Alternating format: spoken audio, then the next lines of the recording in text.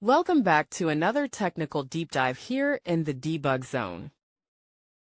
Today we're tackling a big question and breaking it down with insights from other users. Hopefully this clears up some misconceptions and helps you get the answer you need. So buckle up, stay a little curious, and let's jump right in.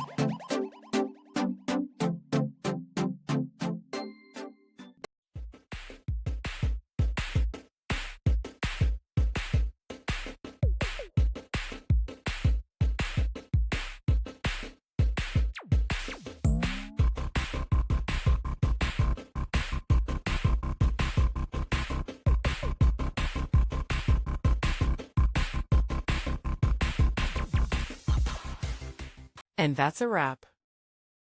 I hope you found the answer you were looking for. If you did, take a second to hit that subscribe button. It really helps out. And let me know in the comments which solution worked best for you. See you next time in the debug zone.